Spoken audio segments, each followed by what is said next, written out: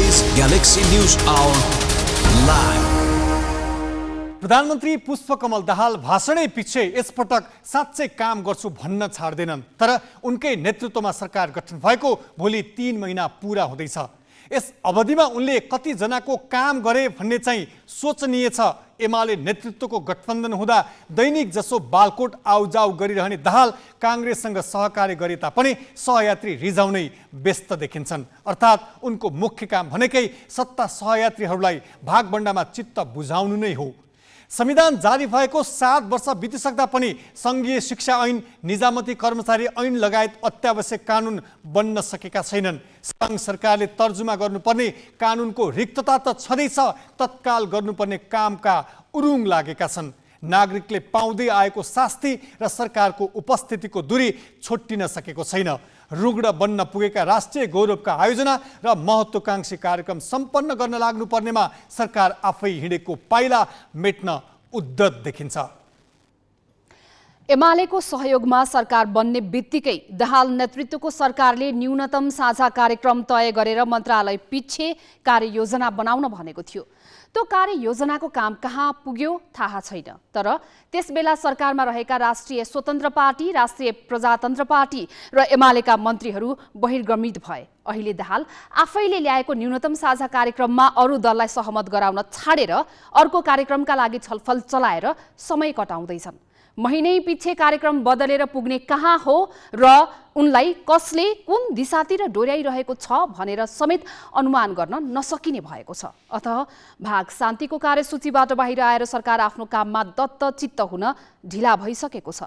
आर्थिक परिसूचकहरूले गम्भीर दुर्घटनाको जोखिम पहिल्याइसक्दा पनि बालुवाटारमा गठबन्धनको बैठक भाग बण्डामै अल्मलिने हो भने सल्लाह गर्दा गर्दै गाउँ डुबेको कथा दोहोरिन सक्नेछ।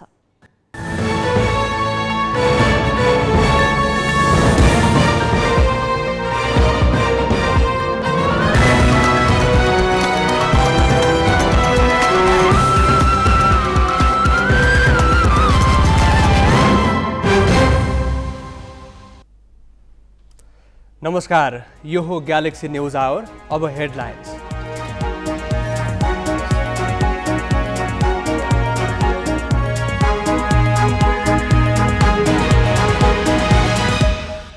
चुनाव सकिएको 4 महिनापछि पनि शक्तिको बाणी चुनीमै समय खपत। गठबन्धनका 10 दलको चित्त बुझाउन नसक्दा मन्त्री परिषद विस्तार अनिश्चयमा। केन्द्रमा भागबण्डा नमिल्दा प्रदेश सरकार पनि अनिर्णयको बन्दी। नयाँ समीकरण अनुरूप सरकार फेर्ने र आलो पालोको सहमति गर्ने प्रयास। सबैको ध्यान भने बालुवाटारतिरै। व्यवसायी गुरु नेउपानेले आफै अध्यक्ष रहेको कम्पनीको सेयरमा भित्री कारोबार गरेको धितोपत्र बोर्डको निष्कर्ष। 3 करोड 23 लाखको बिगुसहित अदालतमा मुद्दा दायर। भारतका विपक्षी नेता राहुल गान्धीलाई 2 वर्षको कैद सजाय। मोदीबारे अपमानजनक टिप्पणी गरेको अदालतको ठहर। 10,000 धरौटी राखी पुनरावेदनको तयारी। र नेपाली फुटबलका एकपछि अर्को खेलाडी विदेश पलायन। राष्ट्रिय टोलीका मिडफिल्डर सुजल श्रेष्ठ सन्यास लगत्तै अस्ट्रेलिया उड्ने तयारीमा।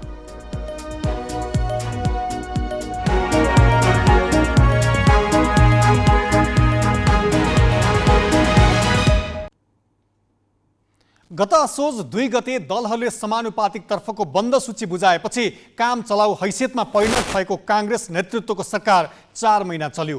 पुस 11 गतिबाट माओवादी केन्द्रका अध्यक्ष पुष्पकमल दाहालले सत्ता सम्हाले।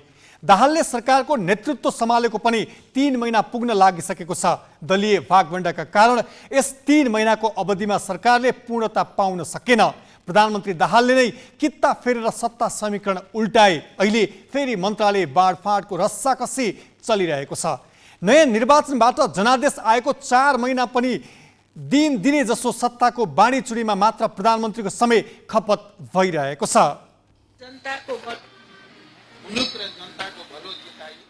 पुस 11 गते सरकारको नेतृत्व सम्हाल्दा माओवादी केन्द्रका अध्यक्ष पुष्पकमल दाहालले अघिल्ला 2 कार्यकाललाई बिर्साउने गरी फरक शैलीमा काम गरेर देखाउने प्रतिज्ञा गरेका थिए। शपथ लिएको 3 महिना पुग्न लाग्दा अहिले मन्त्रीमण्डलमा दाहाल सहित 7 जना छन्। त्यसमा पनि 1 जना राज्य मन्त्री छन्। 2 महिनामै गठबन्धन बदलिएका कारण मन्त्रालयहरूका काम ठप्प प्राय छन्। 5वटा मन्त्रालयले मात्र राजनीतिक नेतृत्व पाएको छ।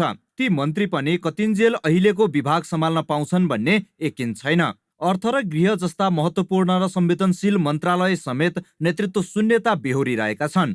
यही कारण सार्वजनिक सेवा प्रवाह तथा दीर्घकालीन नीति निर्माणका काम रोकिएका छन्। देशमा चुनाव भएको 4 महिना बितिसक्दा पनि सरकारले नै पूर्णता नपाउने र शक्ति बाँडफाँडकै किचलोमा समय खपत गर्ने हो भने अब प्रश्न उठ्छ, देशको काम कहिले गर्ने, जनताका अपेक्षा कहिले पूरा गर्ने? दलहरूलाई सुशासन संवैधानिक मार्ग भन्दा पनि गठबन्धन कसरी बनाउने वा भत्काउने, आफ्नो दलको कति बढी मन्त्री हुने वा प्रधानमन्त्री हुने र भागबण्डा कसरी मिलाउने भन्ने कुरामा नै सत्तारूढ दलहरू केन्द्रित भइदिँदाखेरि जनताको सुशासनको अपेक्षा र संविधानको अपेक्षा पुरा हुन सकिरहेको छैन। जुनसुकै दल आए पनि, जुनसुकै शक्ति आए पनि एकै प्रकारका हुन् भन्ने जुन सन्देश प्रवाह भइरहेको छ, यसले संविधानलाई कमजोर बनाएको छ, सङ्घीय लोकतान्त्रिक गणतन्त्रलाई कमजोर बनाएको छ।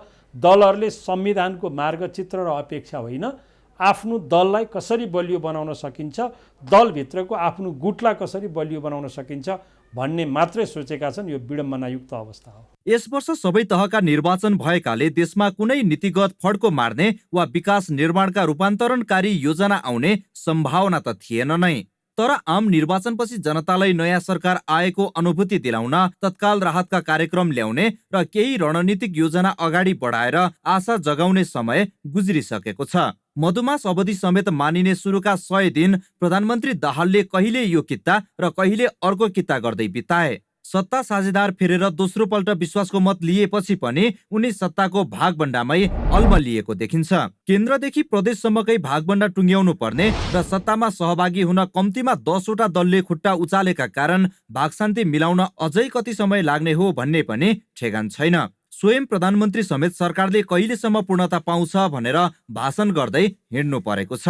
जो दलहरूसँग हाम्रो गठबन्धन भएको छ, सहमति भएको छ, ती सबैसँग बसेर 2-4 दिन भित्रमै सबै टुङ्ग्याउने र अनि काम गर्ने विचार छ। त्यसो त पहिलो संविधान सभा निर्वाचन 2064 चैत 28 मा भए पनि 4 महिनापछि मात्रै देशले नयाँ प्रधानमन्त्री पाएको थियो। 2070 मङ्सिर 4 मा चुनाव हुँदा सरकार बन्न माघ 26 सम्म कुर्नु परेको थियो। संविधान जारी भएपछि पहिलो प्रतिनिधि सभा निर्वाचन 2074 मङ्सिर 10 र 21 मा भए पनि सरकार भने फागुन 3 मा मात्र गठन भएको थियो।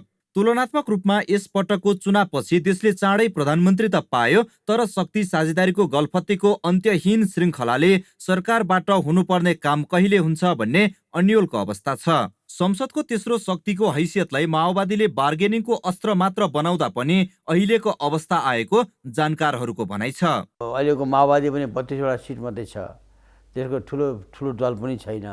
त्यसकारणले उसले नै अब तेस्रो पार्टीको रूपमा उसले अब यताउति खेलिरहेछ। यो कुरा चाहिँ 1990 को दशकमा त्यो 40 सालको संविधान पछिको जुन अवस्था थियो त्यस्तै अवस्था अहिले भइरहेछ। त्यसलाई राप्रपाले यो भूमिका गर्थ्यो। हाम्रो हातमा चाबी छ भनेर पनि राप्रपाका नेताहरूले भाषण गरेको अहिले याद छ मलाई। संविधानले हरेक 5 वर्षमा आम निर्वाचन हुने सुनिश्चित गरेको छ र त्यस बीचमा अनावश्यक सत्ताका खेल हुन नदिने अनेकन प्रतिबन्धात्मक प्रावधान राखेको छ। तर दल र तिनका नेता संविधानको मर्म समेत बेवास्ता गरी पद र शक्तिका लागि आज एउटा र भोलि अर्कै समीकरण बनाउन उद्यत हुँदा मुलुकले स्थायित्वको मार्ग समेत पहिल्याउन सकिरहेको छैन। क्यामेरामा भास्कर भट्टाचार्यका साथ बासु खड्का, ग्यालेक्सी फोके, काठमाडौँ। प्रधानमन्त्री पुष्पकमल दाहालले संसदबाट विश्वासको मत लिए पनि सरकार विस्तारका लागि भने छलफल नै हुन सकिरहेको छैन। 10 दलीय गठबन्धनको साथ पाएका दाहालले सबै दललाई समेटेर सरकार विस्तारबारे छलफल गर्न सकिरहेका छैनन्। केन्द्र र प्रदेश सरकारको भागबण्डाको विषय एकै प्याकेजमा सहमति गर्ने तयारी गरेका प्रधानमन्त्री दाहालले गठबन्धनका प्रमुख नेतासँग भने छुट्टा छुट्टै छलफललाई तीव्र पारेका छन्। चैत 6 गते संसदमा विश्वासको मत पाएपछि प्रधानमन्त्री पुष्पकमल दाहालले चैत 10 भित्रै सरकार विस्तार गरेर सरकारलाई पूर्णता दिने प्रतिक्रिया दिएका थिए। विश्वासको मत प्राप्त गरेको 3 दिन भए पनि सरकार विस्तारका लागि सत्ता गठबन्धनका सबै दलसँग एकमुष्ट बैठक समेत बस्न सकेको छैन। सरकार विस्तारको विषयमा छलफल गर्न बुधबार प्रधानमन्त्री निवासमा गठबन्धनका प्रमुख 4 दलको बैठक बसे पनि ठोस निर्णय गर्न सकेन। त्यसपछि प्रधानमन्त्री दाहाल गठबन्धनका शीर्ष नेतासँग छुट्टा छुट्टै छलफलमा जुटेका छन्। पहिलो त यो विश्वासको मत प्राप्त गरिसकेपछि सामान्य प्रधानमन्त्रीज्यूले विभिन्न दलका नेताहरूसँग सरकार विस्तार बारेमा कुरा गरिरहनु भएको छ। तपाईँले खबर थाहा पाइरहनु भएको छ। दिनदिनै नै प्राय कहिले बिहानको समयमा कहिले बेलुकाको समयमा छलफलहरू भइरहेकै छ। अब अलि यो संयुक्त सरकार धेरै दलले नै विश्वासको मत दिएको कारणले गर्दा र सत्ता पक्षमा धेरै दल नै सहभागी भएको कारणले गर्दा केही समय लिएको हो। तर अब यो त्यति धेरै दिन जाँदैन। केन्द्रको सरकार विस्तारसँगै प्रदेश सरकारको भागभण्डाको विषय पनि पेचिलो बनेर गठबन्धनमा प्रवेश गरेको छ। नयाँ गठबन्धन अनुसार सुदूरपश्चिम प्रदेशको सरकार गठन भए पनि अन्य प्रदेशको विषयमा गठबन्धनमा छलफल भएको छैन। राष्ट्रपतिदेखि प्रधानमन्त्रीसम्म भाग पाएका दलले अब मुख्य पद अरू दललाई छोड्नुपर्ने नेकपा एस जनमत लगायतका दलको दाबी छ। गठबन्धनमै रहेको जसपाले उपराष्ट्रपति पद प्राप्त गरेपछि प्रदेश 2 को मुख्यमन्त्रीमा जनमतले दाबी गर्न थालेको छ। नेकपा एसले पनि महत्त्वपूर्ण मन्त्रालय मागिरहेको बताइएको छ, जसले सरकार विस्तारमा विलम्ब भएको छ। केन्द्रमा गठबन्धन जसरी बनेको छ प्रदेशमा त त्यही अनुरूप हुन्छ नि त, होइन? खालि के हो त भन्दा कहाँनिर कसले सेयर गर्ने भन्ने कुरा हो, होइन? तर केन्द्रमा जुन गठबन्धन बनेको छ प्रदेशसम्मै त्यसैको जाने त हो नि। यस्तै सत्ता गठबन्धनकै लोसपाले पनि सबै दललाई सम्मानजनक रूपमा सरकारमा सहभागी गराउनुपर्ने निर्णय गरेको छ। उसले गठबन्धनलाई 5 वर्ष टिकाएर जनताको अपेक्षा अनुसारको सुशासन, समृद्धि, कानुनी राज्य स्थापना गर्न पार्टी लाग्ने र सरकारलाई पनि झकझक्याउने निर्णय गरेको हो। गठबन्धनमा रहेका दलको संख्या धेरै हुनु र सबैले महत्त्वपूर्ण मन्त्रालय भाग माग्नुले सङ्घदेखि प्रदेशसम्मको भागभण्डा पेचिलो बनेको छ। क्यामेरामा योगेश लामाका साथ अङ्गराज नेउपाने, ग्यालेक्सी फोके, काठमाडौँ। अब केही न्युज संक्षेपमा। प्रधानमन्त्री पुष्पकमल दाहालले आफूले दोस्रो पटक विश्वासको मत पाएपछि सरकारको भविष्यलाई लिएर उठेका अनेकौं आशंका निवारण भएको भन्दै अब जनताको अवस्था बदल्ने गरी काम गर्ने प्रतिबद्धता जनाएका छन्। प्रधानमन्त्री दाहालले आज सामुदायिक रेडियो प्रसारक सङ्घको 17औं साधारण सभा उद्घाटन गर्दै राजनीतिक स्थिरता कायम भएको उल्लेख गर्दै सरकारले अब निराशालाई चिर्ने गरी काम गर्ने बताए। उनले विकास र समृद्धिमा ध्यान केन्द्रित गरी जनतामा आशाको सञ्चार गराउने बताएका छन्। प्रधानमन्त्री दाहालले सञ्चार क्षेत्रलाई सेवामूलक उद्योगको मान्यता दिने गरी नीति ल्याउने तथा भूगोल, लगानी लगायत आधारमा वर्गीकरण गरी सुविधा दिने बताए। कार्यक्रममा नेपाली काङ्ग्रेसका महामन्त्री गगन थापाले युवाहरूमा आफूले 2 दशक यता सबैभन्दा धेरै निराशा देखेको भन्दै उनीहरूमा आशा जगाउन 1 सेकेन्ड पनि खेर नफाली काम गर्न प्रधानमन्त्रीसँग आग्रह गरे। प्रधान सेनापति प्रभुराम शर्माले नेपाली सेनाको आकार घटाउनु पर्ने बहसप्रति चर्को असन्तुष्टि व्यक्त गरेका छन्। प्रधान सेनापति शर्माले आज पोखरामा भएको भूपू सैनिक सम्मेलनमा बाहिरी व्यक्तिहरूले सेनाको सङ्ख्याबारे टिप्पणी गर्न नमिल्ने बताए। कुनै आइएनजिओ एनजिओका स्वघोषित सुरक्षा विज्ञले सेनाको सङ्ख्या तोक्न नमिल्ने बताए। उनले सेनाको सङ्ख्या घटाउनुपर्छ भन्नेलाई अरूको इसारामा चलेको आरोप लगाए। जिम्मेवारी पुरा गर्ने सेना कति चाहिन्छ भनेर निर्धारण गर्ने काम सरकारको भएको उनको भनाइ छ। सेनामा अहिले 95,000 भन्दा बढी दरबन्दी छ। त्यति धेरै सेनालाई सरकारले पाल्न नसक्ने भन्दै दरबन्दी आधा भन्दा कममा झार्नुपर्ने कतिपय जानकारले बताउँदै आएका छन्। प्रधान सेनापति शर्माले सेनाले देशको अर्थतन्त्रमा गरेको योगदान र कल्याणकारी कामबारे कतै चर्चा नभएको गुनासो गरे। रूपन्देहीको मर्चुवारी गाउँपालिकाका तत्कालीन अध्यक्ष केशवानन्द बानिया विरुद्ध 91,86,000 रुपियाँ बराबरको भ्रष्टाचार मुद्दा दायर भएको छ। अख्तियारले गरेको अनुसन्धानबाट बानियासँग 1,75,00,000 रुपियाँभन्दा बढीको सम्पत्ति रहेको र त्यसमध्ये 84 लाखको मात्रै वैध स्रोतबाट कमाएको पाइएको छ। कमाईको वैध स्रोत देखाउन नसकेको सम्पत्तिलाई भ्रष्टाचारबाट कमाएको मानी अख्तियारले बानिया विरुद्ध मुद्दा दायर गरेको हो। बानिया 2074 मा मर्चुवारी गाउँपालिकाका अध्यक्षमा निर्वाचित भएका थिए। तस्करी गरी भारत लगेर जबरजस्ती देह व्यापारमा लगाएका 10 नेपाली युवतीको उद्धार गरिएको छ। दिल्लीको किशनगढ क्षेत्रमा फ्ल्याटमा राखेर देह व्यापारमा लगाएका 10 युवतीको नेपाल प्रहरीको मानव बेचबिखन विरुद्धको अनुसन्धान ब्युरो, नेपाली दूतावास, शक्ति समूह र दिल्ली पुलिसले उद्धार गरेका हुन्। उद्धार गरिएकाहरू 15 देखि 25 वर्ष उमेर समूहका हुन्। उनीहरूलाई राम्रो जागिरको प्रलोभनमा बसमा दिल्ली पुर्याइएको थियो। पोखराबाट 4 युवती हराएको उजुरेपछि खोजी गर्दा तस्करीमा संलग्न गिरोहले 10 युवतीलाई देह व्यापारमा लगाएको पाइएको नेपाली राजदूतावासमा कार्यरत एसएसपी उमाकान्त चतुर्वेदीले जानकारी दिए। उनका अनुसार फ्ल्याट भाडामा लिए युवतीहरूलाई देह व्यापारमा लगाउने टीकाराम भण्डारी र उनकी पत्नी टीका ओली हुन्। यसबारे थप अनुसन्धान भइरहेको प्रहरीले बताएको छ। बाँकी प्रसङ्ग स्मृति मल्लबाट। सरकारले अघिल्लो सालको बराबर पनि राजस्व उठाउन सकिरहेको छैन। यस्तो अवस्था 55 वर्षपछि पहिलो पटक देखिएको छ।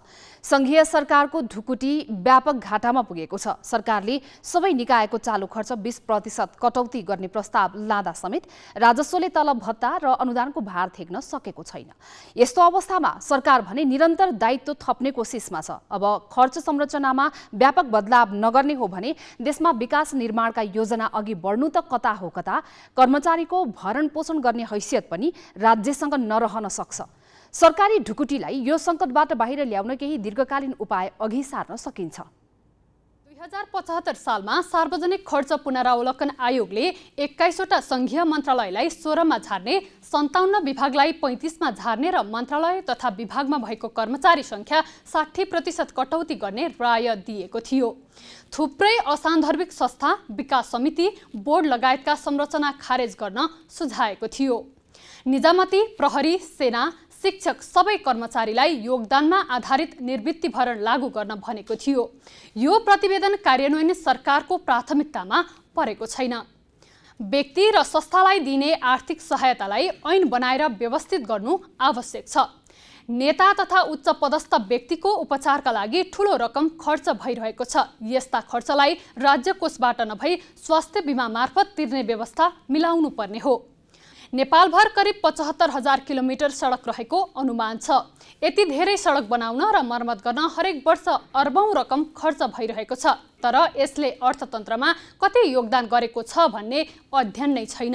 1000 किलोमिटरको महेन्द्र राजमार्गले अर्थतन्त्रमा जुन तहको योगदान गरेको छ, अरू 10,000 टुक्रे सडकले त्यसको बराबर प्रतिफल दिँदैनन्। यसकारण पूर्वाधारमा बजेट विनियोजनको ढर्रा नै उल्ट्याउनु पर्ने आवश्यकता छ। सामाजिक सुरक्षाको बोझ थेगी नसक्नु बन्दैछ। लोक कल्याणको मर्म कमजोरलाई सहायता गर्नु हो। तर हाम्रो सामाजिक सुरक्षा प्रणालीले खास गरी आर्थिक हैसियतमा को कमजोर र को बलियो भनेर छुट्याउँदैन। कतिपय सरकारी कर्मचारी र पहुँचवाला दोहोरो र तेहरो लाभ लिइरहेका छन्। राजनीतिक स्वार्थ सान्न हचुवाका भरमा वितरणमुखी कार्यक्रम ल्याएर सार्वजनिक वित्त व्यवस्थापनमा नयाँ सङ्कट सिर्जना गरिँदैछ। यसलाई व्यवस्थित गरेर निम्छरो वर्गका हातमा मात्र सामाजिक सुरक्षा पुग्ने गरी प्रबन्ध गर्नु आवश्यक छ। सेना तथा प्रहरीको आकारबारे पुनर्विचार गर्ने समय आएको छ। राज्य कोषबाट तलब खाने करिब 5 लाख कर्मचारी मध्ये 2,10,000 सुरक्षा बलमा मात्रै छन्। नेपाली सेनामा करिब 97,000, नेपाल प्रहरीमा 76,000 र सशस्त्र प्रहरी बलमा 37,000 भन्दा धेरै दरबन्दी छ। राष्ट्रिय ढुकुटीबाट भुक्तानी हुने कुल तलबको 42% यिनैको हातमा जान्छ। उनीहरूको भरण पोषण र ब्यारेकको लागत अलग्गै छ। अविकास र गरिबीसँग जुधिरहेको हाम्रो जस्तो देशका लागि यति ठूलो सुरक्षा बल आवश्यक हो कि होइन? कयौं कमजोर देशले सैन्य खर्च घटाइरहेका बेला हामी भने बढाइरहेका छौं। आसन्न सङ्कटका बीच राष्ट्रिय विकास बजेटको आकार घटाउनु पर्ने भएका बेला योजना आयोगले सेनाको बजेट करिब 7% बढाउने ठाउँ दिएको छ। यो भन्दा ठूलो सोच राख्ने हो भने संघीयतामै पुनर्संरचना गर्न सकिन्छ। सङ्घको ठूलो प्रशासनिक संरचना घटाएर प्रदेश र स्थानीय सरकारमा जनशक्तिको अभाव पूर्ताल गर्नुपर्ने हो। यो पनि गफमै सीमित छ। सरकारलाई हालको अवस्थामा खर्च व्यवस्थापन गर्न निकै कठिनाई भएको छ। आम्दानीको स्रोत खुम्चिँदै जाँदा सरकार खर्च कटौतीको उपाय खोज्दैछ। यस्तो अवस्थामा सार्वजनिक खर्चलाई मितव्ययी तथा प्रभावकारी कसरी बनाउन सकिन्छ भनेर हामीले पूर्व अर्थ सचिव शङ्कर प्रसाद अधिकारीलाई सोधेका छौँ। सार्वजनिक खर्चमा कटौती गर्ने विभिन्न क्षेत्रहरू छन्। सार्वजनिक खर्च पुनरावलोकन आयोगले दिएको रिपोर्टलाई मात्रै आधार मान्यो भने पनि हामीले सङ्घीय सरकारका धेरै खर्चहरू चाहिँ हामी कटौती गर्न सक्छौँ। खास गरी चाहिँ सङ्घीय सरकारको आकार जुन साइजको छ त्यसलाई हामी चाहिँ घटाउन सक्ने प्रशस्त सम्भावना छ। जस्तो मन्त्रालयको सङ्ख्या हामी घटाउन सक्छौँ, विभागहरूको सङ्ख्या घटाउन सक्छौँ होइन। त्यसै गरी अर्कोतिर चाहिँ के छ भने अब यो सामाजिक सुरक्षामा गएको खर्च जुन छ त्यसलाई पनि हामीले चाहिँ टार्गेटेड गर्नु पऱ्यो क्या, लक्षित वर्ग डिफाइन गरेर तिनीहरूलाई मात्रै प्रोभाइड गर्नु पऱ्यो। अन्यथा हामीले चाहिँ अब यो सामाजिक सुरक्षा सबैलाई एकरस्ट बोर्ड हामीले दिँदाखेरि चाहिँ सरकारको चाहिँ व्यवहार चाहिँ निकै बढ्ने देखिन्छ। अब खर्च कटौतीको एउटा पार्ट भयो होइन। अब अर्को चाहिँ अब रेभेन्यू जेनेरेसनका चाहिँ सम्भावनाहरू के छन् होइन, रेभेन्यू लिकेजहरू कहाँ कहाँ छन् होइन, ती पाटाहरूमा पनि चाहिँ ध्यान दिनुपर्ने देखिन्छ। अर्कोतर्फ चाहिँ तपाईँको के छ भने आयोजनाहरूको सङ्ख्या चाहिँ अत्यधिक बढी छ, धेरै सानो सानो कार्यक्रमहरूमा बजेट छरिएको छ, त्यसलाई पनि कन्सोलिडेट गरेर चाहिँ अलिकति इकोनोमीमा इम्प्याक्ट दिने खालका आयोजनाहरूमा चाहिँ बजेट विनियोजन गर्ने एउटा त्यो पार्ट। दोस्रो चाहिँ पूर्व तयारी नभएका कार्यक्रमहरूमा चाहिँ बजेट विनियोजन नगर्ने, यी सबै कुराहरू गरेर चाहिँ योजना छनौटदेखि लिएर त्यसको चाहिँ कार्यान्वयनको प्रभावकारितासम्म चाहिँ ध्यान दिने हो भने मलाई लाग्छ खर्चको विनियोजन क्षमता पनि बढ्छ, सक्षमता पनि बढ्छ। अब अहिले अलिकति मन्दीको चाहिँ लक्षण देखिएको छ, खास गरी चाहिँ एग्रिगेट डिमान्ड चाहिँ अत्यन्तै घटेको छ। त्यसैले चाहिँ उद्योगहरू पनि एकदम लो क्यापेसिटीमा अहिले सञ्चालन भइरहेका छन्। मान्छेमा चाहिँ बिजनेस कम्युनिटीमा पनि चाहिँ कन्फिडेन्स छैन होइन। त्यसैले अब अहिले जुन हामीले मौद्रिक नीति मार्फत चाहिँ हामीले यो एक्सटर्नल सेक्टरलाई त हामीले अलिकति सुधार गर्दै गयौँ होइन, तर आन्तरिक रूपमा चाहिँ हाम्रो चाहिँ यो सार्वजनिक खर्च, तपाईँको पुँजीगत खर्चदेखि लिएर तपाईँको उत्पादन रोजगारीमा जुन खालको चाहिँ अहिले चाहिँ नेगेटिभ इम्प्याक्ट परेको छ। अब यो क्रमशः चाहिँ मलाई लाग्छ यसमा अलिकति चाहिँ तपाईँको चाहिँ गभर्मेन्टले खर्च बढाउन सक्यो भने र अब क्रमशः चाहिँ तपाईँको ब्याङ्कको ब्याज दरहरू घट्दै गयो भने मलाई लाग्छ अलिकति यसमा चाहिँ केही सुधार आउला जस्तो लाग्छ। अब केही न्युज संक्षेपमा। संसदीय समितिले सिंहदरबारमा रहेको पुरानो संसद भवनलाई रेट्रोफिटिङ गर्न सरकारलाई निर्देशन दिएको छ। आज राष्ट्रिय सभा अन्तर्गतको प्रत्यायोजित व्यवस्थापन तथा सरकारी आश्वासन समितिको बैठकले सिंहदरबारमा रहेको पुरानो संसद भवनलाई रेट्रोफिटिङ गर्न निर्देशन दिएको हो। 2016 सालमा निर्माण भएको सो संसद भवन भूकम्पको कारण क्षतिग्रस्त बनेको छ। समितिले सो भवनलाई पुनर्निर्माण नगरी पुरानै अवस्थामा राख्न रेट्रोफिटिङ गर्न शहरी विकास मन्त्रालय र संस्कृति पर्यटन तथा नागरिक उड्डयन मन्त्रालयलाई निर्देशन दिएको समिति सभापति माया प्रसाद शर्माले बताए। कर्णाली प्रदेशका 3% मानिस मात्रै शुद्ध खानेपानीको पहुँचमा रहेको पाइएको छ। 2078 को राष्ट्रिय जनगणनाको प्रारम्भिक नतिजा अनुसार प्रदेशका 96% भन्दा बढी मानिस दूषित पानी पिउन बाध्य छन्। प्रदेशका धेरै स्थानमा खुला पोखरी, खोला, खोल्सा र नदीको दूषित पानी पिउनका लागि प्रयोग गर्ने गरिएको छ। कर्णाली प्रदेशका करिब 17 लाख मध्ये झन्डै 6% जनसङ्ख्यामा आधारभूत खानेपानीको पहुँच नभएको प्रदेशको भौतिक पूर्वाधार, ऊर्जा तथा जलस्रोत मन्त्रालय अन्तर्गतको जलस्रोत महाशाखाले जनाएको छ। अहिले प्रदेशका 79वटै स्थानीय तहमा आधारभूत स्तरको खानेपानी सुविधा पुर्याउने लक्ष्य लिएर काम भइरहेको महाशाखाले जनाएको छ। कर्णाली प्रदेश सरकारले चालु आर्थिक वर्षमा खानेपानी तथा सरसफाइका लागि 1 अर्ब 40 करोड रुपैयाँ विनियोजन गरेको छ। संयुक्त राष्ट्रसङ्घले आगामी 5 वर्षसम्ममा संसारभर पानीको चरम सङ्कट आउने चेतावनी दिएको छ। पानीको अत्यधिक खपत, जलवायु परिवर्तनको कारण निम्तिएको खडेरी र वायु प्रदूषणले पानीको स्रोत नै सङ्कटमा पर्दै गएको राष्ट्रसङ्घले जनाएको छ। न्युयोर्कमा सुरु भएको राष्ट्रसङ्घीय पानी सम्मेलनमा सार्वजनिक प्रतिवेदन अनुसार कुल जनसङ्ख्याको 10% मानिस पानीको गम्भीर सङ्कट भएका क्षेत्रमा बसोबास गर्छन्। विश्वको लगभग आधा जनसङ्ख्याले सुक्खा मौसममा पानीको अभाव सामना गरिरहेको प्रतिवेदनमा उल्लेख छ। सम्मेलनलाई सम्बोधन गर्दै राष्ट्रसङ्घका महासचिव एन्टोनियो गुटेरेसले पानीको अनियन्त्रित प्रयोग घटाउँदै प्रदूषण र जलवायु परिवर्तनका असर कम गर्ने उपाय खोज्न ढिला गर्न नहुने बताए। सम्मेलनमा सहभागी विज्ञहरूले सङ्कट कम गर्न पानी पुनः प्रयोगको नयाँ उपाय खोज्नुपर्नेमा जोड दिएका छन्।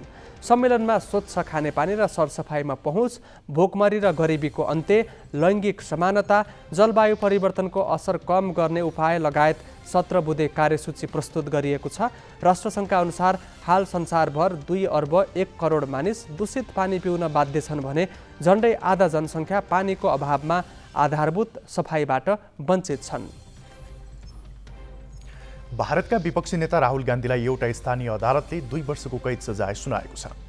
भारतीय कङ्ग्रेस पार्टीका नेता राहुल गान्धीलाई गुजरात राज्यको एउटा अदालतले सन् 2019मा प्रधानमन्त्री नरेन्द्र मोदीका बारेमा चुनावी कार्यक्रममा दिएको प्रतिक्रियालाई लिएर दोषी ठहर गरेको हो।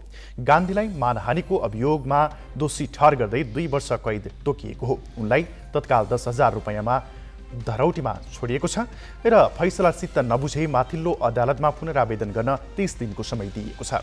फैसला हुँदा गान्धी अदालतमा उपस्थित थिए।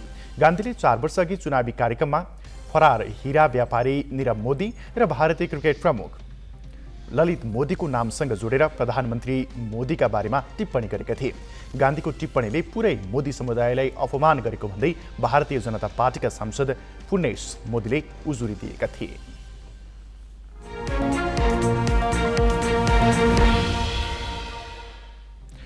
रेडी पावर कम्पनीमा अध्यक्ष रहेकै समयमा सेयरमा भित्री कारोबार इन्साइडर ट्रेडिङ गरेको कसुरमा गुरुप्रसाद नेउपाने विरुद्ध जिल्ला अदालत काठमाडौँमा मुद्दा दर्ता भएको छ। उनी अध्यक्ष रहेको समयमा सेयर कारोबार गरेको बारे बोर्डले गरेको अध्ययनमा नेउपाने दोषी भेटिएका थिए। कानुन विपरीत सेयर कारोबार गरेको भन्दै बोर्डको विभागीय स्तरबाट हदैसम्मको कारबाही गर्न सिफारिस भएपछि बोर्डको सञ्चालक समितिले उनलाई स्पष्टीकरण सोधेर कारबाही प्रक्रिया अगाडि बढाउने निर्णय गरेको थियो। सूचीकृत सङ्गठित संस्था रेडी पावर कम्पनी लिमिटेडका तत्कालीन अध्यक्ष नेउपाने उप अहिले भित्री कारोबारको कसुरमा नेपाल धितोपत्र बोर्डले नै सरकारी वकिलको सहयोगमा मुद्दा दर्ता गरेको हो। भित्री कारोबार सम्बन्धमा यसरी अदालतमा मुद्दा दर्ता भएको यो नेपालको पहिलो घटना हो। धितोपत्र ऐन अनुसार अदालतले नेउपानेलाई दोषी ठहर गरे। उनले 3 करोड 23 लाख बिगो र 100 बराबरको जरिवाना सहित 1 वर्ष जेल बस्नुपर्नेछ। नेउपाने पदमा बहाल रहँदाकै बखत 2077 चैत्र 19 देखि 2078 साउन 24 गतेसम्म सेयर खरिद बिक्री गरेको विषयमा तहकीकात गर्दा निजले धितोपत्र सम्बन्धी ऐन 2063 को दफा 91 बमोजिमको भित्री कारोबार गरेको देखिएकाले उक्त कसुरमा निज उप जिल्ला अदालत काठमाडौँमा मुद्दा दायर गरिएको बोर्डले जनाएको छ।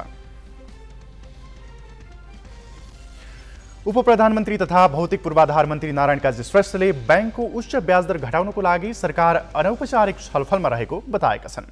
उप प्रधानमन्त्री श्रेष्ठले आज नेपाल इटाली उद्योग वाणिज्य सङ्घको 9औं वार्षिक साधारण सभामा ब्याजदर घटाउनुपर्ने मागलाई सरकारले गम्भीरतापूर्वक लिएको बताए। उनले अनौपचारिक छलफलका क्रममा ब्याजदर घटाउने उपायबारे विभिन्न कोणबाट छलफल भइरहेको र केही दिनमा नै नतिजा देखिने दाबी गरे। कार्यक्रममा नेपाल चेम्बर अफ कमर्सका अध्यक्ष राजेन्द्र मल्लले ब्याजदरलाई एकल अङ्कमा नझारे अर्थतन्त्र झनै बिग्रेर जाने बताएका थिए। बाँकी प्रसङ्ग नवराज पाण्डेबाट। केन्द्रमा नयाँ राजनीतिक समीकरण बनेसँगै प्रदेश सरकार समेत फेरबदलको अवस्थामा आएको छ। अहिले अधिकांश प्रदेशमा पुरानो सत्ता समीकरणकै आधारमा सरकार कायम रहे पनि कहिलेसम्म टिक्छ भन्ने टुङ्गो छैन। एमाले नेतृत्वको कोशी प्रदेश सरकार तत्काल फेरिने सम्भावना नरहे पनि गण्डकी र लुम्बिनी प्रदेशको सरकार भने जुनसुकै बेला ढल्ने अवस्था देखिएको छ। त्यस्तै अन्य प्रदेशमा पनि वर्तमान सत्ता गठबन्धनले आलो पालो सरकारको नेतृत्व गर्ने बारे छलफल सुरु भएको छ। ठोस निर्णयका लागि भने नेताहरू केन्द्रकै निर्णय पर्खिबसेका छन्। प्रधानमन्त्री पुष्पकमल दाहालले नयाँ गठबन्धन सहित चैत 6 गते दोस्रो पटक विश्वासको मत लिएसँगै प्रदेश सरकारमा पनि यसको प्रभाव देखिने भएको छ। कतिपय प्रदेशमा सरकार फेरबदलको चर्चा चुलिएको छ। केन्द्रको राजनीतिक समीकरण फेरिएपछि कोशी प्रदेशमा पनि सरकार बदलिने चर्चा चुलिए पनि माओवादी मौन भइदिँदा तत्कालको लागि सम्भावना कम भएको छ। प्रदेश सरकारलाई समर्थन गरेर सरकारमा रहेका नेकपा माओवादी केन्द्र र राप्रपाले सरकारलाई दिएको समर्थन फिर्ता लिएका छैनन्। कोशीमा सरकार गठनको लागि राप्रपा निर्णायक छ। 93 सदस्यीय प्रदेश सभामा सरकार गठनका लागि 47 जना आवश्यक पर्छ। काङ्ग्रेस नेतृत्वको पछिल्लो गठबन्धनमा 47 जना प्रदेश सभा सदस्य छन्। तर सत्ता गठबन्धनकै एक घटक माओवादी केन्द्रका बाबुराम गौतम सभामुख छन्। सदनमा कुनै विषयमा मत बराबर भए सभामुखले निर्णायक मत दिन पाउने व्यवस्था छ। राप्रपाले नयाँ समीकरणलाई सहयोग नगर्ने र नयाँ गठबन्धनलाई बहुमत पुर्याउन प्राविधिक जटिलता भएका कारण माओवादी तत्काल सरकारबाट फिर्ता नहुने संकेत गरेको छ, जसकारण एमाले नेतृत्वको सरकारले निरन्तरता पाउने सम्भावना बढी छ। मध्य प्रदेश सरकारको नेतृत्व अहिले जनता समाजवादी पार्टीका सरोज यादवले गरिरहेका छन्।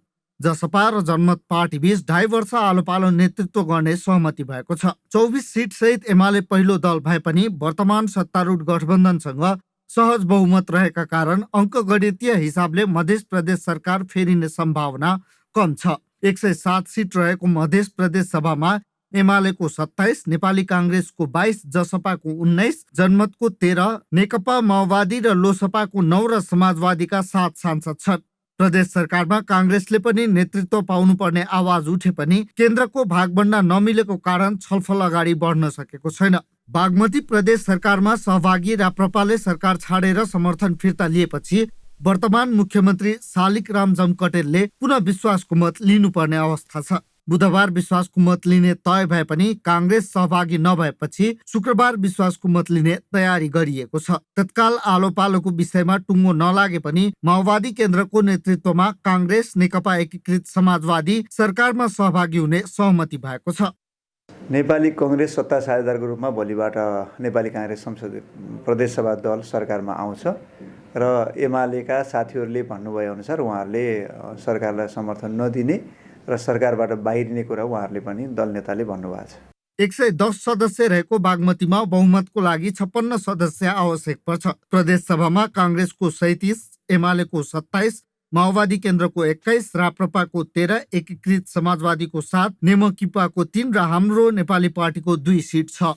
गण्डकीमा एमाले माओवादी राप्रपा गठबन्धनको सरकार छ। नयाँ गठबन्धन बनेसँगै एमालेको खगराज अधिकारी नेतृत्वको सरकार धरापमा छ। 60 सदस्य प्रदेश सभामा एमालेका 22, माओवादीका 8 र राप्रपाका 2 सांसद छन्। पहिलो दल काङ्ग्रेससँग भने 27 सांसद छन्। गण्डकी प्रदेश सरकारको नेतृत्वको लागि अहिले एकीकृत समाजवादीले दाबी गरिरहेको छ, तर नेताहरू केन्द्रको निर्णयलाई पर्खिरहेका छन्। गत पुस 27 गते 7 दलका 56 र 2 स्वतन्त्र गरी जम्मा 58 सांसदको समर्थनमा नेकपा एमालेका लीलागिरी नेतृत्वको लुम्बिनी प्रदेश सरकार अहिले सङ्कटमा छ। मुख्यमन्त्रीलाई विश्वासको मत दिएका नेकपा माओवादी, जसपा, जनमत, नागरिक उन्मुक्ति पार्टी, लोकतान्त्रिक समाजवादी पार्टी, एकीकृत समाजवादी फेरिएको सत्ता समीकरण अनुसार प्रदेश सरकारको विपक्षमा छन्। नेकपा एमालेको पक्षमा राप्रपा मात्रै उभिएको छ। माओवादीले समर्थन फिर्ता लिने मनस्थिति बनाए पनि निर्णय गरिसकेको छैन। 87 सदस्यीय लुम्बिनी प्रदेश सभामा बहुमतका लागि 44 मत चाहिन्छ। एमाले र राप्रपा बाहेकका 8 दलीय गठबन्धनको सरकार बनेमा बहुमत पुग्छ, तर सुरुमा नेतृत्व कसले गर्ने भन्ने बारे नेताहरू केन्द्रकै पर्खाइमा छन्। 40 सदस्य कर्णाली प्रदेश सभामा सरकार बन्नका लागि 21 संसदको समर्थन चाहिन्छ। प्रदेश सभामा काङ्ग्रेसका 14 र माओवादी केन्द्रका 13 सांसद छन्। एमालेका 10, नेकपा एकीकृत समाजवादी, राप्रपा र स्वतन्त्र सांसद 1-1 जना छन्। काङ्ग्रेस र माओवादी मात्र मिलेको अवस्थामा प्रदेश सभामा सहजै बहुमत पुग्छ। माओवादी र एमाले बीच 2.5 वर्ष कार्यकाल दुवै दलले लिने भद्र सहमति गरेर माओवादीका राजकुमार शर्मा मुख्यमन्त्री बने, तर केन्द्रमा नयाँ गठबन्धन बनेसँगै आफू नेतृत्वको सरकार बन्नुपर्ने काङ्ग्रेस नेताहरूको दाबी छ। माओवादी नेताहरू भने मुख्यमन्त्री शर्मा नै रहने गरी काङ्ग्रेसलाई सरकारमा सहभागी गराउने र 2.5 वर्षपछि नेतृत्व हस्तान्तरण गर्ने पक्षमा छन्। राप्रपाले समर्थन फिर्ता लिए पनि एमालेले भने निर्णय लिएको छैन। हिजो हामीले समर्थन गरेर सरकार बनाएको, सरकार निर्माण गरेको अवस्था हो। यही कुरोलाई हामी अगाडि बढेर जाउँ भन्ने हिसाबले उहाँहरू जानुभयो भने यही हिसाबले जान्छ। होइन अब नेपाली काङ्ग्रेससँग हामी सत्ता साझेदार भएर जान चाहन्छौँ भनेर भन्दाखेरि उहाँहरूको विषय भयो त्यो। सुदूरपश्चिम प्रदेश सरकारको नेतृत्व माओवादी र काङ्ग्रेसले 2.5 वर्ष गर्ने गरी सम्झौता गर्दै काङ्ग्रेसका कमल शाहले विश्वासको मत लिइसकेका छन्। त्यसैले तत्काल सुदूरपश्चिमको सरकार फेरबदल हुने सम्भावना छैन। जिल्ला ब्युरोको सहयोगमा प्रशान्त ठाकुर, ग्यालेक्सी फोके, काठमाडौँ। राष्ट्रिय स्वतन्त्र पार्टीका सभापति रवि लामिछानेको नागरिकता विवादलाई लिएर सर्वोच्च अदालतले गरेको फैसलापछि चितवन निर्वाचन क्षेत्र नम्बर 2 संघीय सांसद विहीन बनेको छ। सो क्षेत्रमा आगामी वैशाख 10 गते उपनिर्वाचन गराउने निर्वाचन आयोगको तयारी छ। उपनिर्वाचन गराउन आयोगले तयारी तीव्र पारिरहेको छ। चैत्र 20 गते उम्मेदवारी दर्ता गर्ने मिति तोकिएको छ। यो अवस्थामा चितवन 2 निर्वाचनमय बन्दै गएको छ। चुनाव लड्नका लागि 18 वटा राजनैतिक दल दर्ता भएका छन्। चितवन 2 मा हुने उपनिर्वाचनमा राष्ट्रिय स्वतन्त्र पार्टीले फेरि पनि सभापति रवि लामिछानेलाई नै उठाउने बताउँदै आएको छ। उक्त पार्टीबाट लामिछाने बाहेक अन्य व्यक्ति उम्मेद्वारको आकांक्षी देखिएका छैनन्। नागरिकता पुनः प्राप्ति गरेपछि लामिछाने फेरि उपनिर्वाचनको तयारीमा जुटेका छन्। केही दिन अघि चितवन पुगेका लामिछानेले चितवन 2 का मतदाताले आफूलाई फेरि पनि जिताउनेमा ढुक्क रहेको बताएका थिए। उम्मेदवारी दर्ता गर्ने मिति नजिकिँदै गर्दा अन्य पार्टीबाट भने को उम्मेदवार बन्ने भन्ने टुङ्गो छैन। गत निर्वाचनमा दोस्रो बनेका नेपाली काङ्ग्रेसका उमेश श्रेष्ठ पनि फेरि उम्मेदवार हुने दौडमा छन्। उनी लामिछानेको पद रिक्त भएपछि आफूलाई स्वतः निर्वाचित गराउन माग गर्दै निर्वाचन आयोग पुगेका थिए। तर संविधानमै यस्तो व्यवस्था नभएको भन्दै आयोगले उनलाई फिर्ता पठाएको थियो। काङ्ग्रेसभित्र श्रेष्ठ मात्र होइन, अन्य 10 जना आकाङ्क्षी रहेका छन्। नेपाली काङ्ग्रेस चितवन उपसभापति राजीव नेउपानेले क्षेत्रीय समितिबाट उम्मेदवारका लागि 11 जनाको नाम जिल्ला समितिबाट आएको र त्यसलाई केन्द्रीय समितिमा सिफारिस गरिएको जानकारी दिए।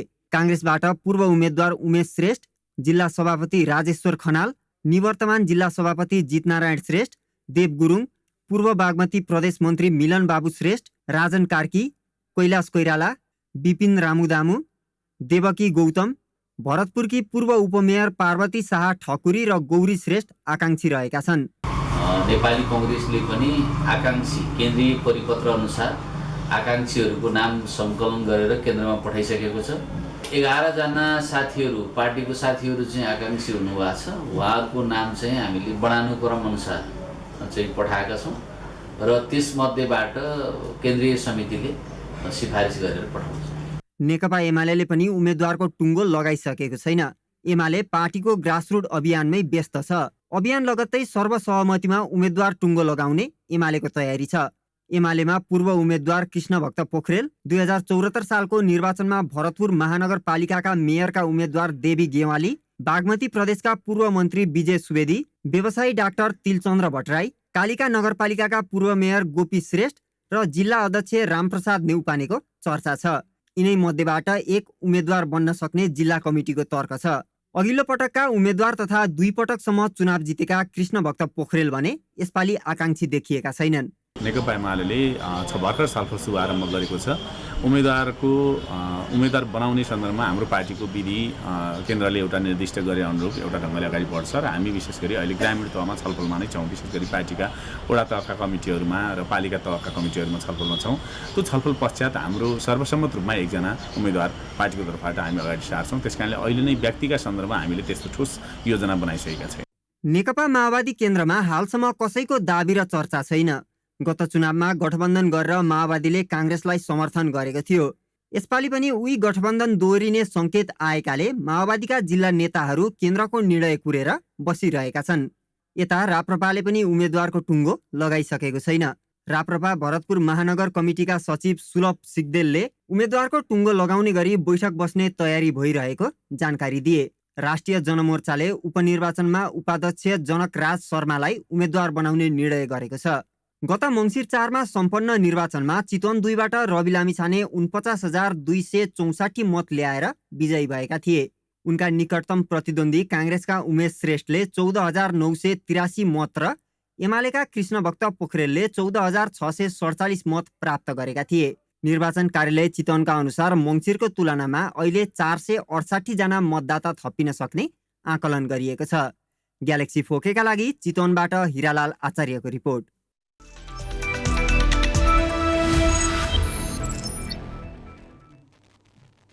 नेपालले आयोजना गर्ने एससीसी प्रिमियर कपको खेल तालिका सार्वजनिक भएको छ।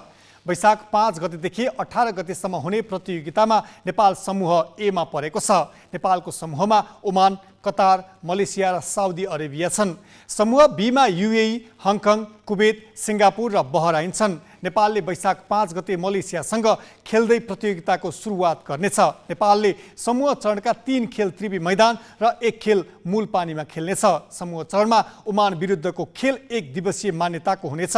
यो प्रतियोगिता एसिया कपको छनौट पनि हो। विजेताले सेप्टेम्बरमा पाकिस्तानमा हुने एसिया कप खेल्न पाउनेछ।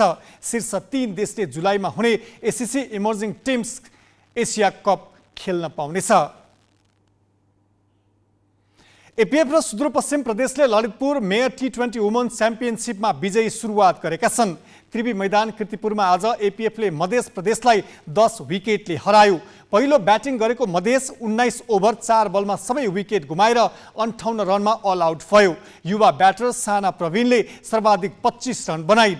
मधेसका अन्य खेलाडीले दोहोरो अङ्कमा रन जोड्न सकेनन्। एपीएफकी सोनु खड्काले 2 ओभर 4 बलमा 9 रन खर्चेर 4 विकेट लिइन्। कप्तान सीता राणा मगरले 4 ओभरमा 1 मेडनसहित 7 रन खर्चेर 3 विकेट झारिन्। 58 रनको सामान्य लक्ष्य एपीएफले 7 ओभर 3 बलमा बिना क्षति पूरा गर्यो। कप्तान सीता 36 बलमा 9 चौकासहित 45 रनमा अभिजित रहिन्। ज्योति पाण्डेले 8 रन बनाइन्। आजै भएको अर्को खेलमा सुदूरपश्चिम प्रदेशले ललितपुर मेयर 11 लाई 51 रनले हरायो। पहिलो ब्याटिङ गरेको सुदूरपश्चिमले 20 ओभरमा 3 विकेट गुमाएर 137 रन बनायो। सम्झना खड्काले अभिजित 51 रन बनाइन्। 138 रनको लक्ष्य पछ्याएको ललितपुरले 20 ओभरमा 7 विकेट गुमाएर 86 रन मात्र बनाउन सक्यो। 13औं संस्करणको इटरी गोल्ड कप फुटबलको उपाधिका लागि चर्च बोइज युनाइटेड र साबिक विजेता सगरमाथा युथ क्लब बीच प्रतिस्पर्धा हुने भएको छ। इटरी रङ्गशालामा आज भएको दोस्रो सेमिफाइनलमा विभागीय टोली त्रिभुवन आर्मीलाई 1-0 गोलले हराउँदै चर्च बोइजले सगरमाथा युथ क्लबको वेट पक्का गरेको हो। 22औं मिनेटमा चर्च बोइजका खेलाडी बेम्बाले प्रहार गरेको फ्री किकलाई आर्मीका दीपकले क्लियर गर्न खोज्दा भएको आत्मघाती गोल खेलमा निर्णायक बन्यो। फाइनल खेल शनिबार हुनेछ।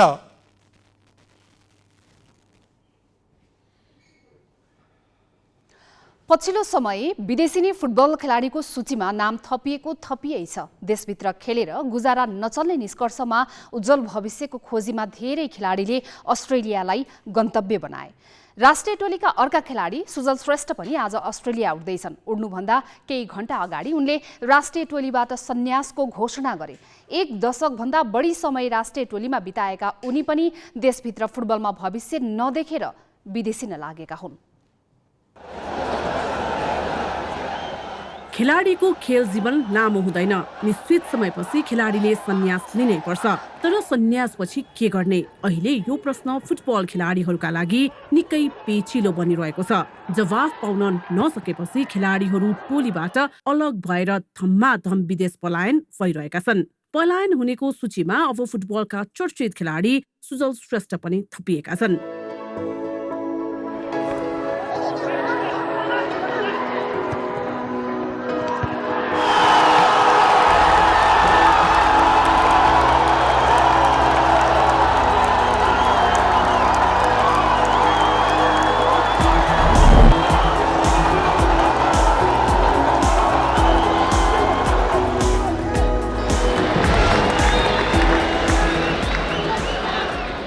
सुजलले 12 वर्ष अघि भुटान विरुद्धको मैत्रीपूर्ण खेलबाट राष्ट्रिय टोलीको यात्रा तय गरेका थिए।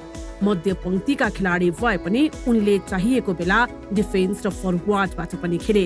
उनले राष्ट्रिय टोलीबाट 37 खेलमा 3 गोल गरे। 2073 मा नेपालले एएफसी सोलिडारिटी कपको उपाधि जित्दा मकाउ विरुद्धको फाइनलमा सुजलले नै एकमात्र निर्णायक गोल गरेका थिए। नेपालले पहिलो पटक जितेको एसियाली स्तरको उपाधि त्यही हो।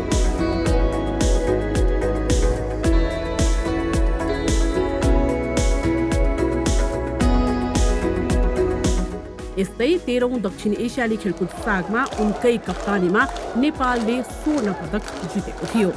समग्रमा हेर्दाखेरि म एकदमै मैले चाहेको भन्दा धेरै मैले एचिभ गरेँ जस्तो लाग्छ र मैले सोचेको पनि थिएन म यो फुटबल क्यारियर स्टार्ट गर्दाखेरि म यहाँसम्म आइपुग्छु भनेर। र एकदमै खुसी छु म यो फुटबलको हरेक चिज होइन हरेक सबै सम्पूर्ण मेमोरी मलाई चाहिँ एकदमै खुसी लाग्छ र यो कुरा चाहिँ कहिले नभुल्ने क्षण हो। यो क्षण भन्नाले पनि मेमोरीहरू छ। एन्फा एकाडेमीका उत्पादन सुजल घरेलु फुटबलमा सफल खेलाडीमा पर्छन्। उनले 2 पटक मनाङ मर्स्याङ्दी र 2 पटक मच्छिन्द्रलाई ए डिभिजन लिगको उपाधि जिताए।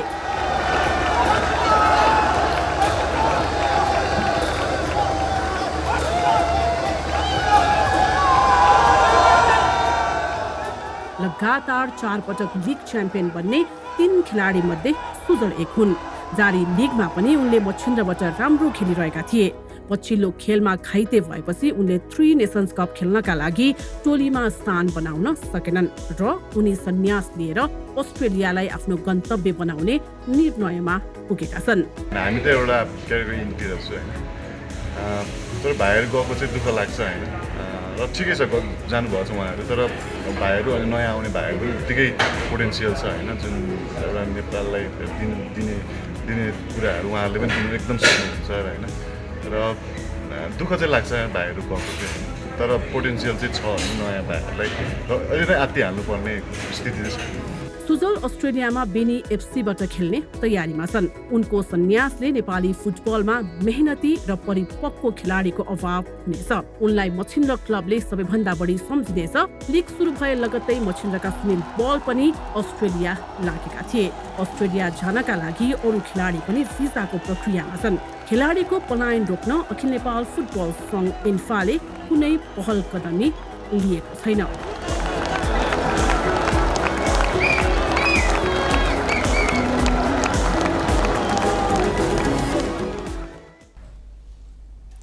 हामी ग्यालेक्सी न्युज आवरको अन्त्यमा छौँ। जाँदा जाँदै हेडलाइन्स।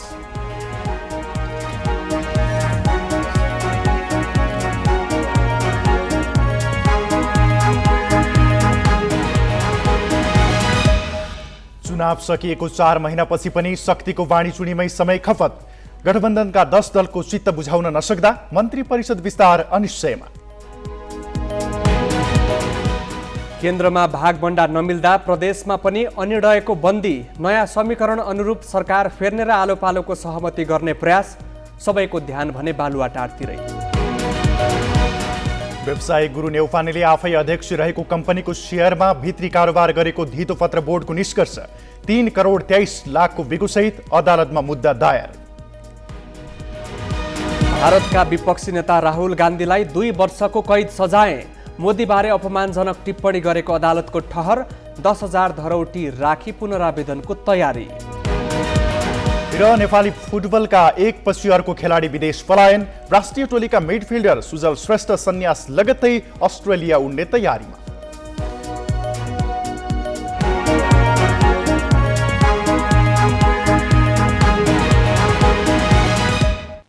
आजलाई ग्यालेक्सी न्युज आवर सकियो। नमस्ते।